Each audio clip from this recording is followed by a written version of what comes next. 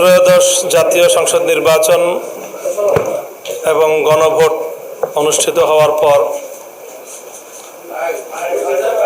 এবং নতুন সরকার গঠিত হয়ে সরকারের কার্যক্রম, জাতীয় সংসদের কার্যক্রম শুরু হওয়ার প্রেক্ষিতে বাংলাদেশে যে রাজনৈতিক পরিস্থিতি উদ্ভব হয়েছে সেটা আমরা সকলেই লক্ষ্য করছি যে গণভোটের রায় বাংলাদেশের মানুষ প্রায় 70% মানুষ গণভোটের পক্ষে, হায়ের পক্ষে ভোট দিয়েছে। দুর্ভাগ্যজনকভাবে নির্বাচিত সরকার গণভোটের রায় কার্যকর করার ক্ষেত্রে নানা ধরনের ছলচাতুরি এবং টালবাহানার আশ্রয় নিচ্ছে এবং সুস্পষ্টতই মানুষের ম্যান্ডেটকে তারা শুধু উপেক্ষা নয়, উপহাস এবং জনগণকে অপমানকর নানা ধরনের বক্তব্য জাতীয় সংসদের ভিতরে এবং বাইরে অব্যাহতভাবে তারা দিয়ে চলেছে। বাংলাদেশের রাজনৈতিক এবং রাষ্ট্রীয় কাঠামোর যে আমূল সংস্কারের আকাঙ্ক্ষা নিয়ে জুলাই বিপ্লব হয়েছিল, হাজারো মানুষের রক্ত এবং জীবন, হাজার হাজার মানুষের বঙ্গুত্ব বরণের মধ্য দিয়ে ফ্যাসিবাদ বিরোধী, বৈষম্য বিরোধী যে আন্দোলন বাংলাদেশে পরিচালিত হয়েছে এবং সেই জুলাই অভ্যুত্থান পরবর্তী বাংলাদেশে যে জন আকাঙ্ক্ষা তৈরি হয়েছিল, অন্তর্বর্তীকালীন সরকার বিভিন্ন রাজনৈতিক দলগুলোর সাথে দীর্ঘ মতবিনিময়ের মাধ্যমে তারা যে সংস্কার প্রস্তাবনা তৈরি করেছে, আমাদের প্রত্যাশা ছিল যে নির্বাচন পরবর্তী সময়ে অন্তত সংস্কার বিষয়ে জাতীয় ঐক্যমত্য থাকবে, সরকার এবং বিরোধী দল আন্তরিকভাবেই সংস্কার প্রস্তাবনাগুলো বাস্তবায়ন করবে। কিন্তু আমরা লক্ষ্য করছি যে 133টি অধ্যাদেশের মধ্যে জনগুরুত্বপূর্ণ নীতি নির্ধারণী এবং ফ্যাসিবাদ রোধের, বাংলাদেশের ভারসাম্যপূর্ণ রাজনৈতিক বন্দোবস্ত নিশ্চিত করার জন্য যেই গুরুত্বপূর্ণ অধ্যাদেশগুলো ছিল তার মধ্যে 20টি অধ্যাদেশকেই বর্তমান সরকার পাশ না করার সিদ্ধান্ত গ্রহণ করেছে, যেটি বাংলাদেশের মানুষকে মর্মাহত করেছে। সেই সাথে তারা গণভোটের 70% মানুষের যে মতামত সেটাকেও উপেক্ষা করার পথে এই সরকার হাঁটছে। দায়িত্বশীল বিরোধী দল হিসেবে 11 দলীয় ঐক্য এই পরিস্থিতিতে তারা নীরব থাকতে পারে না। এই জন্য আমরা জাতীয় সংসদে আমাদের সংসদ সদস্যবৃন্দ অব্যাহতভাবে সংস্কার বাস্তবায়ন করার জন্য, বিশেষ করে অন্তর্বর্তীকালীন সরকারের আমলে ঐক্যমত্য কমিশনে যে সকল প্রস্তাবনাগুলো গৃহীত হয়েছে এবং সেই আলোকে যে জুলাই সনদ হয়েছে এবং যে সকল অধ্যাদেশগুলো জারি হয়েছে সেই সকল অধ্যাদেশগুলো আইনে পরিণত করার জন্য দাবি জানিয়ে আসছে। কিন্তু যেমনটি আমাদের ইতিমধ্যেই বলা হলো যে সরকার কূটকৌশলের আশ্রয় নিয়ে সংসদ অধিবেশন ডাকতেই বিলম্ব করে সময়ের যে বাধ্যবাধকতা আছে সেই বাধ্যবাধকতার একটা জালে আটকে দিয়েছে দেশবাসীকে এবং এখন সময়ের সীমাবদ্ধতা, সময়ের বাধ্যবাধকতার কারণে তড়িঘড়ি করে অনেক কিছু করার এখানে প্রক্রিয়া চলছে। আগামী 12ই এপ্রিল পঞ্জিকা দিবসের যে সংসদ অধিবেশনের 30 কর্মদিবস সমাপ্ত হওয়ার যে টাইমলাইন, সেটাকে কেন্দ্র করে এখন সকাল বিকাল এবং বন্ধের দিনেও সংসদ অধিবেশন পরিচালনা করার এই পথ অবলম্বন করতে হয়েছে। যাই হোক, সব কিছু মিলিয়ে আমরা মনে করছি যে বর্তমান সরকার দেশের জন আকাঙ্ক্ষাকে উপেক্ষা করে তারা একদলীয় শাসন ব্যবস্থা কায়েম করার বিপজ্জনক পথের দিকে অগ্রসর হচ্ছে। যেই ফ্যাসিবাদকে বাংলাদেশের মানুষ অনেক সংগ্রাম, অনেক রক্ত, অনেক লড়াই, অনেক জীবনের মাধ্যমে বিতাড়িত করেছিল, বর্তমান সরকারের কার্যক্রম আমাদেরকে আবার শঙ্কিত করে তুলছে যে তারা আবার ভিন্ন রূপে সেই ফ্যাসিবাদকেই বাংলাদেশে ফিরিয়ে আনতে চায়। সেই ক্ষেত্রে আমাদের দৃঢ় প্রত্যয় এবং আমাদের ঘোষণা হলো, ফ্যাসিবাদের এই প্রত্যাবর্তনকে আমরা আবার যে কোনো মূল্যে রুখে দেব ইনশাআল্লাহ। সেই লক্ষ্যে আমরা ধীরে ধীরে আমাদের এই আন্দোলনকে এবং আমাদের এই কথা আমরা জাতির কাছে উপস্থাপন করছি। আমরা গণভোটের রায় কার্যকর করার এই দাবি যে কোনো মূল্যে আদায় করব ইনশাআল্লাহ। ইতিমধ্যে গত 4 এপ্রিল 11 দলের পক্ষ থেকে গণভোটের রায় কার্যকর করার দাবিতে রাজধানীতে বিক্ষোভ সমাবেশ এবং বিক্ষোভ মিছিলের কর্মসূচি পালন করা হয়েছে। এখন আমরা আমাদের এই দাবির পক্ষে অব্যাহত কর্মসূচি পালন করে যাব। আমি এখন আমাদের সামনের নির্ধারিত বা আমাদের সিদ্ধান্তকৃত কর্মসূচিগুলো ঘোষণা করছি। সেই সাথে বর্তমানে জানি আমরা দেখছি সারা দেশে নতুন করে আরও জনদুর্ভোগমূলক বেশ কিছু ইস্যু সংযুক্ত হয়েছে। এখানে যে জ্বালানি সংকট, বিশেষ করে জ্বালানির অব্যবস্থাপনাগত যে সংকট, সরকারি অব্যবস্থাপনার কারণে জনমানুষে চরম দুর্ভোগ তৈরি হয়েছে।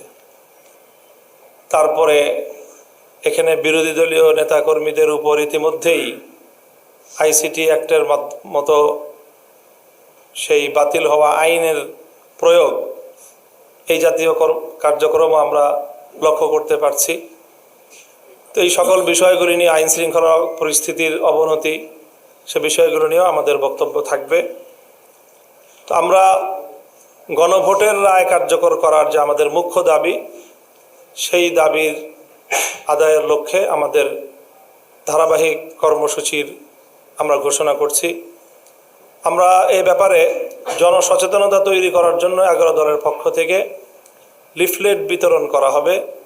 আগামী 9 এপ্রিল রাজধানীর শাহবাগে বিকাল 5টায় 11 দলীয় ঐক্যের কেন্দ্রীয় নেতৃবৃন্দ লিফলেট বিতরণ কর্মসূচির উদ্বোধন করবেন এবং 9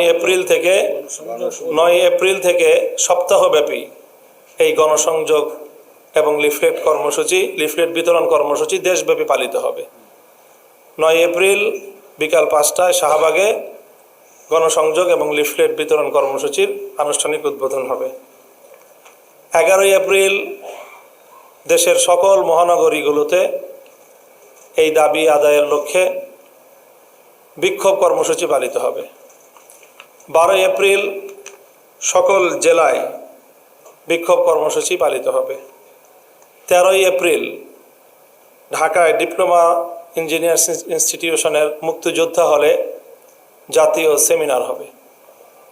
এইভাবে আমরা পর্যায়ক্রমে আমাদের এই দাবি নিয়ে আমরা জনতার কাছে যাব এবং জনগণের যে গণভোটে প্রদত্ত রায়, সেই রায় কার্যকর করার দাবি জনগণকে সাথে নিয়েই আমরা আদায় করব ইনশাআল্লাহ।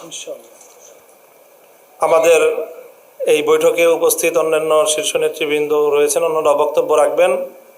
এখন 11 দলীয় ঐক্যের অন্যতম শীর্ষ নেতা, বাংলাদেশ জামায়াতে ইসলামীর সম্মানিত সেক্রেটারি জেনারেল জনাব অধ্যাপক মিয়া গোলাম পরোয়ার ভাই বক্তব্য রাখবেন।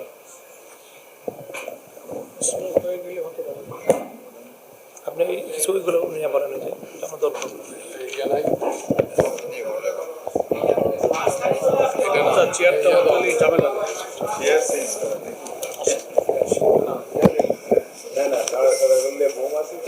অনেকগুলো সরাইতে হয়। সেট আপটা থাকুক আর কি আমরা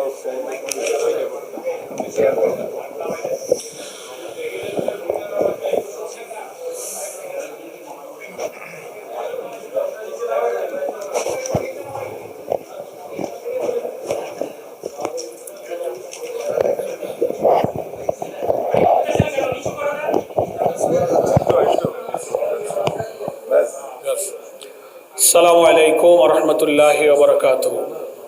আলহামদুলিল্লাহি রাব্বিল আলামিন, সালাতু ওয়াসসালামু আলা সাইয়্যিদিল মুরসালিন ওয়া আলা আলিহি ওয়া সাহবিহি আজমাইন। আজকে 11 দলীয় ঐক্যের শীর্ষ নেতৃবৃন্দের 10টা থেকে শুরু হওয়া বৈঠক শেষে আয়োজিত আজকের এই প্রেস ব্রিফিংয়ে উপস্থিত সম্মানিত নেতৃবৃন্দ এবং আমার প্রিয় সাংবাদিক বন্ধুগণ এবং দেশবাসী, আমাদের 11 দলীয় ঐক্যের শীর্ষ নেতা বাংলাদেশ খেলাফত মজলিসের সম্মানিত আমির আল্লামা মামুনুল হক কর্মসূচি সংক্রান্ত মূল বিষয়গুলো আপনাদের সামনে ব্রিফ করেছেন। এখানে সব দলেরই নেতৃবৃন্দ উপস্থিত আছেন। আলহামদুলিল্লাহ, প্রয়োজনীয় প্রশ্ন বা বিভিন্ন আলোচনায় ওনারা সকলে আশা করি অংশ করতে পারবেন। আজকে সংসদ অধিবেশন সকালবেলাও চলছে, আবার বিকালেও চলবে, যে কারণে আমাদের জামাত ইসলামী এবং এনসিপির দুই দলের দুই প্রধান, দুজনেই এমপি, একজন বিরোধী দলীয় নেতা, একজন বিরোধী দলীয় চিফ হুইপ, দুজনেই আজকের এই শীর্ষ নেতৃবৃন্দের বৈঠকে থাকতে পারেননি। ওনারা আপনাদের সকলকে সালাম জানিয়েছেন, ফোনে আমার সাথে কথা হয়েছে। এই বৈঠক সম্পর্কে ওনাদের পরামর্শ নিয়েই আজকে আল্লামা মামুনুল হকের সভাপতিত্বে শীর্ষ নেতৃবৃন্দ এই কর্মসূচি যেটা ঘোষিত হয়েছে ইতিমধ্যে, সে ব্যাপারে আমরা সবাই একমত হয়েছি। তো আমাদের বিগত 12ই ফেব্রুয়ারির একই দিনে অনুষ্ঠিত গণভোট আর জাতীয় নির্বাচন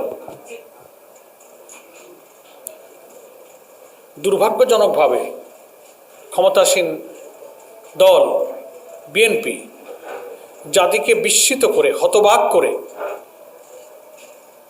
জাতির কাছে দেওয়া তাদের যে প্রতিশ্রুতি যে তারা জুলাই সনদের স্বাক্ষরকারী একটি রাজনৈতিক দল, শুধু জুলাই সনদের স্বাক্ষরকারী বললেও যথেষ্ট হবে না। 9 মাস ধরে জাতীয় ঐক্যমত্য যে কমিশন গঠিত হয়েছিল সকলের সম্মতিতে, যেটা ন্যাশনাল কনসেনসাস কমিশন, বিএনপির প্রতিনিধি পুরা টাইম সেই কমিশনের সব বিষয়ে আলোচনায় সামিল ছিলেন। কিভাবে জুলাই সনদে একমত হয়ে যাওয়া বিষয়গুলোকে আইনি ভিত্তি দেওয়া যাবে, গ্র্যাজুয়ালি, ক্যাটেগরিক্যালি, ওনারা কিন্তু সব ব্যাপারে আলোচনা করেছেন এবং একমত হয়েছেন। 84টি ঐক্যমতের বিষয়, তার মধ্যে 47টি সাংবিধানিক সংস্কারের বিষয়, এগুলোর আইনি ভিত্তি দিতে গেলে একটা প্রেসিডেন্সিয়াল অর্ডারের প্রয়োজন। জুলাই জাতীয় সনদ এর একটা প্রেসিডেন্সিয়াল অর্ডার, রাষ্ট্রপতির আদেশ প্রয়োজন। সেই আদেশ তারপরে এটা গণভোটে যাবে, সেখানে হায় জয়যুক্ত হলে সরকারের গেজেট অনুযায়ী সংবিধান সংস্কার পরিষদ গঠিত হবে, সেখানে এটা অনুমোদন হবে এবং সংশোধিত এটা সংবিধানের অংশ হিসেবে তফসিলে অন্তর্ভুক্ত হবে। কিন্তু ওই যে আমি বলেছি, হতবাক এবং বিস্মিত জাতি, জুলাই সনদে স্বাক্ষরকারী একটি দল সংবিধান সংস্কারে, রাষ্ট্রীয় কাঠামো পরিবর্তনের মৌলিক বিষয়ে ওনারা নোট অফ ডিসেন্ট দিলেন, কিন্তু গণভোটে যে 4টি প্রশ্নে জনগণ, প্রায় 5 কোটি মানুষ যে ভোট দিল, এই গণভোটের এই ব্যালটে কিন্তু নোট অফ ডিসেন্ট নেই। 5 কোটি মানুষ ভোট দিয়ে কিন্তু তাদের নোট অফ ডিসেন্টকে খারিজ করে দিয়েছে। ওনারা বলেন সংখ্যাগরিষ্ঠ আমরা যা ইচ্ছা তাই পার্লামেন্টে করতে পারি। আমাদের হামিদুর রহমান আজাদ ভাইও বলেছেন, আরও অনেক নেতৃবৃন্দ শেয়ার করবেন, এখানে আমাদের অনেক আইনজ্ঞ আছেন,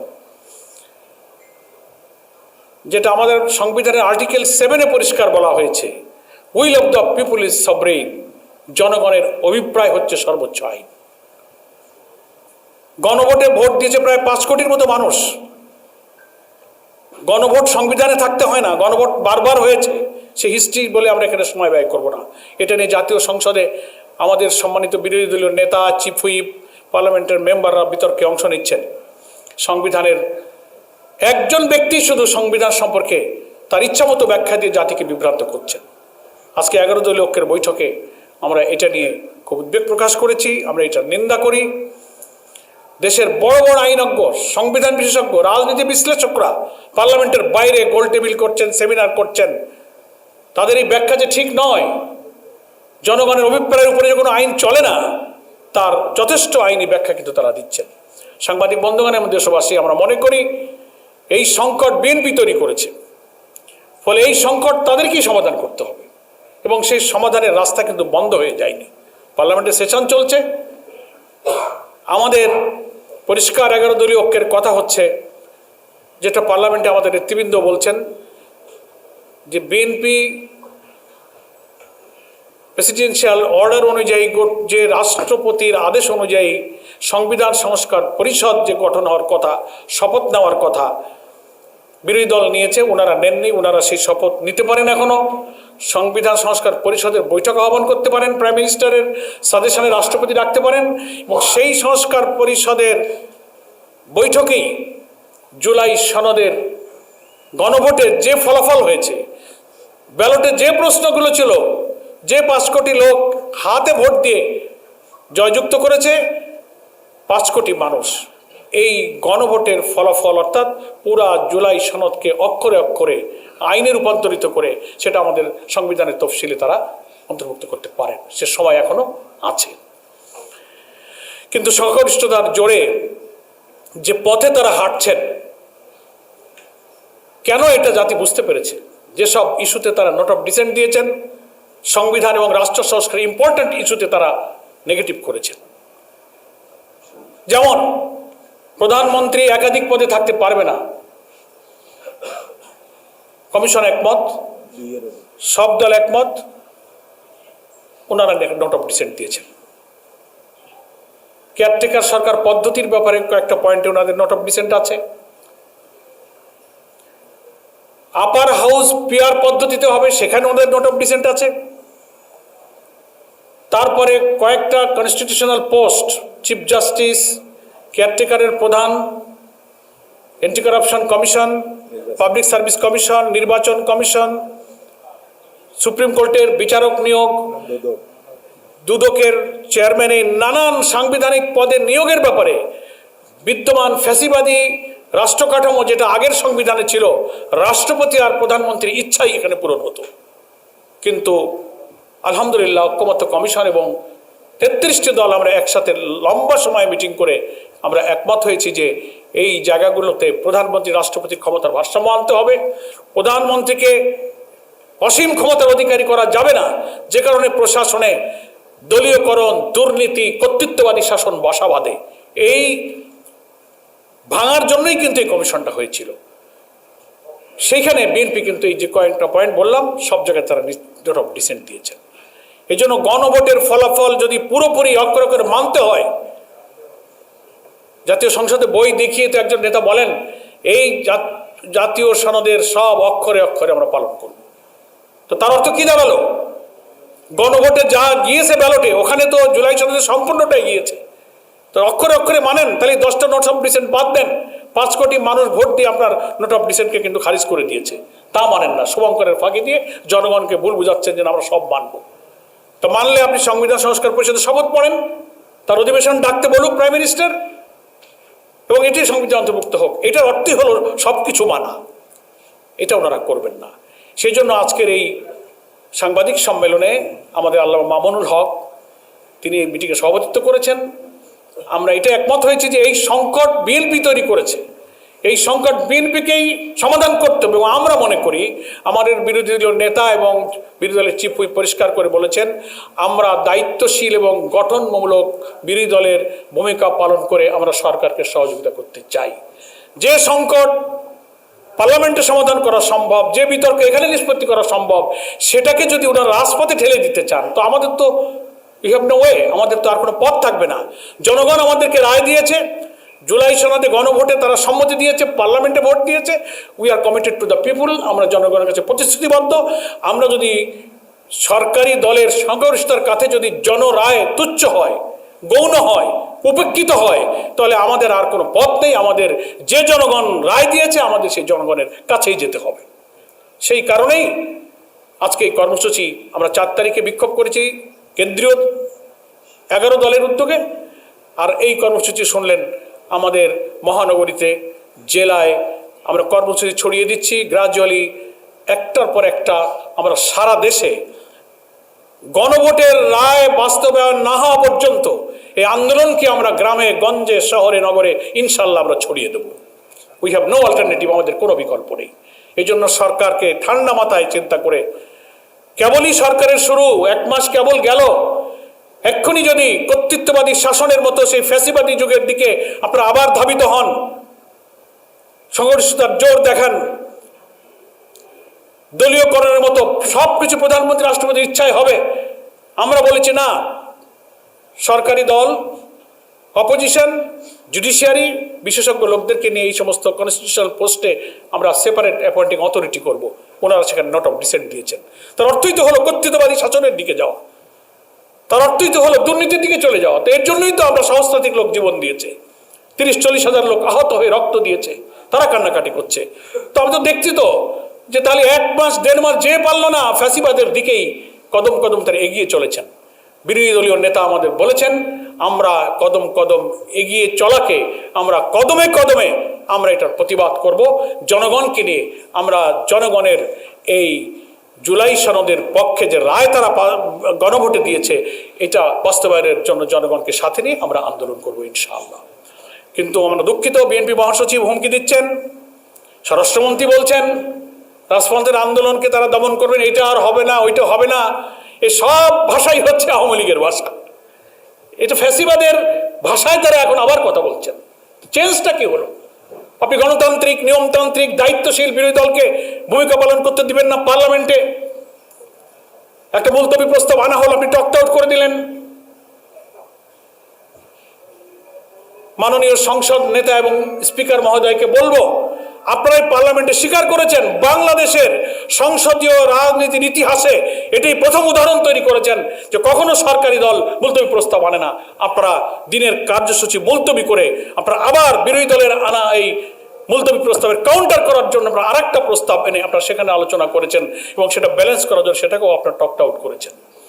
বাংলাদেশের সংসদীয় রাজনীতি ইতিহাসে এই একটা খারাপ নজির আপনারা তৈরি করেছেন যে যে মুলতবি প্রস্তাবের অধিকার হচ্ছে বিরোধী দলের, সেটাকে আপনি সরকারি দলে গিয়ে আপনি বিরোধী দলকে মোকাবেলা করার জন্য একটা ভোতা হাতিয়ারকে ব্যবহার করেছেন। এই জন্য আমরা বাধ্য হয়েছি জনগণের কাছে যেতে, জনগণের আশা পূরণ হওয়া পর্যন্ত, গণভোটের রায় পূর্ণ হওয়া পর্যন্ত, সফল হওয়া পর্যন্ত আমাদের এই আন্দোলন ইনশাআল্লাহ চলবে। যদি আমরা দেখি পার্লামেন্টে বিরোধী দলকে অনার করা হচ্ছে, কোনো আলোচনা এবং জনরায় অনুযায়ী এটাকে সমঝোতার দিকে যাচ্ছে, আমরা নিয়মতান্ত্রিকভাবে সরকারকে we are ready to give all kinds of cooperation to the government, আমরা রাজি আছি। কিন্তু ঠেলে দেবেন না। এত রক্তের পরে একটা শান্তিপূর্ণ সহ অবস্থান, সহমর্মিতা, পলিটিক্যাল যে ডেমোক্রেটিক কালচার, সন্ত্রাস মুক্ত, ভায়োলেন্স মুক্ত, বৈষম্যহীন মানবিক বাংলাদেশের জন্য আমাদের তারুণ্যের যে শক্তি রক্ত দিয়েছে, সেই দিকে কিন্তু আবার ঠেলে দিবেন না, এটা আমরা সরকারের কাছে আবেদন জানাচ্ছি। তারপরে আমাদের জনদুর্ভোগ, মামুনুল হক সাহেব বলেছেন জ্বালানি, লজ্জাও করে না। যতবার জ্বালানি নিয়ে কথা বলার চেষ্টা করতে সুযোগ দেয়নি বিরোধী দলের একজন নেতা ব্যারিস্টার নাজিব মোমেন, এই জ্বালানি সংকটের জন্য উনি নোটিশ দিয়েছিলেন, স্পিকার সে নোটিশকে খারিজ করে দিলেন, আলোচনা হতে দেওয়া হলো না। প্রশ্নোত্তরে যখন বলা হচ্ছে তখন বিদ্যুৎ জ্বালানি মন্ত্রী, অন্য মন্ত্রীরা উত্তরে বলছেন দেশে কোনো জ্বালানি সংকট নেই। পররাষ্ট্র প্রতিমন্ত্রীও বললেন, আজব ব্যাপার, মানুষ হাসে। পেট্রোল পাম্পে বিশাল বিশাল শত শত গাড়ির লাইন, মাটির নিচে গ্যালন গ্যালন পেট্রোল লুকানো হচ্ছে, বাঁশবাগানে পেট্রোল পাওয়া যাচ্ছে, কবরস্থানে পেট্রোল পাওয়া যাচ্ছে, পাম্পে লম্বা লাইন, আর মন্ত্রী পার্লামেন্টে হাসেন আর বলেন সংকট নেই। তো হয় কেন এই লম্বা লাইন? ম্যানেজমেন্টের আমাদের মামুনুল হক সাহেব বলেছেন যে দুর্নীতি, সিন্ডিকেট, অব্যবস্থাপনার চরম সংকটে জাতিকে ঠেলে দিয়ে এই সরকারের পক্ষে যে দেশ চালানো সম্ভব নয়। ওনারা নিজেদের ভাগ্য বদলাবার ধান্দায় আছেন, জাতির ভাগ্য বদলাবার ধান্দায় ওনারা নাই। এই জন্য কিভাবে আমাদের শিশুদের কষ্ট দিচ্ছে, উদ্বেগ বাড়ছে, নিয়ন্ত্রণ করা যাচ্ছে না। জ্বালানি দ্রব্যমূল্য যেমন বাড়ছে, সামনে বড় মৌসুম, কৃষিতে সেচ সংকট তৈরি হচ্ছে। আজকাল আধুনিক কৃষি যন্ত্রপাতি ব্যবহারের কারণে ধান কাটতে, বাড়িতে আনতে, মাড়াই করতে সব জায়গায় যন্ত্রপাতির ব্যবহার হচ্ছে। এর সবটার ক্রাইসিস হচ্ছে জ্বালানির কারণে। তো কৃষিতে সংকট হবে, দ্রব্যমূল্য বাড়বে, রেমিটেন্সের উপরে প্রভাব পড়বে, যানবাহন আস্তে আস্তে স্থবির হয়ে চলে যাবে। তো এই কারণে সরকার সেদিকে নজর নেই। আমাদের ভোলার এক নারী নেত্রী, জামাত ইসলামীর মহিলা নেত্রীকে একটা পোস্ট দেওয়া হয়েছে। হ্যাঁ, সেটা হয়েছে আজকে, কিন্তু কেন একটা সিম্পল কি বলে ফেসবুকে সে একটা পোস্ট, একটা স্ট্যাটাস দিয়েছে, ন্যায়সঙ্গত একটা শেয়ার করেছে। আপনি তাকে, একজন নারীকে, তার একটা প্রতিবন্ধী বাচ্চাকে ফেলে রেখে আপনি তাকে গ্রেফতার করে হাত কড়া পরায় নিয়ে গেলেন। লজ্জা করা উচিত। যারা আইসিটি অ্যাক্টের কথা বলেন,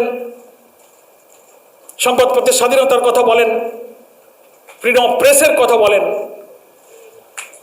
পুলিশদের জিজ্ঞেস করলে বলে এটা ঊর্ধ্বতন কি কর্তৃপক্ষের নির্দেশে আমরা এটা করেছি।